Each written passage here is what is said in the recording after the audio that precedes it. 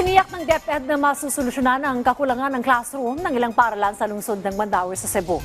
Tuloy-tuloy din ang mga hakbang ng gobyerno para makakuha ng dagdag na mga non-teaching personnel para umalalay sa mga guro sa mga paaralan. Yan ang ulat ni Jessie Atienza ng PTV Cebu.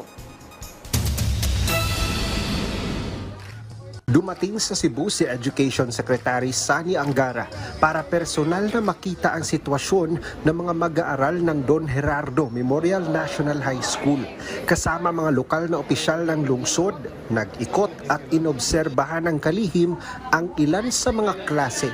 Kabilang na ang sitwasyon ng nasa 80 mag-aaral na halos siksika na sa iisang classroom.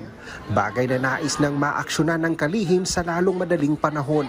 It's a big problem because, as you know, we inherited this problem with over 160,000 classrooms. So, kaya nga tinutulak natin yung hindi lang DPWH ang gagawa ng classroom, kundi pati local governments, pati private organizations. Yung mapagaling, mabilis gumawa, mas mura, tulungan natin sana. Yung pondo sana ng DepEd for classroom, wag lang, kasi sa ngayon, ang nangyayari, DPWH lang ang pwedeng gumawa under DepEd funds. Ang gusto natin, lahat mabigyan ng pondo para mabilis. Isa ang Don Gerardo Memorial National High School sa mga paaralan sa lungsod ang may kulang na silid-aralan. Sa higit 2,700 na mga mag-aaral, 18 lamang ang classrooms na may halos 50 klaseng isinasagawa. Siya gyud no, coming from his mouth, ni-approve na siya nga matagaan ta og funding niya puhon ani. And we are lobbying this for the 2026 budget, ma-appeal gyud. Tukod ni ang ato ang medium rise. Ang tanang nga dokumento, ready na gyud tanan no, actually ito na sa main office nila sa Manila. So sa to ang party andam na ta, ang approval na lang sa national atong gihuwat para sa medium rise building dito sa Barangay Paknaan.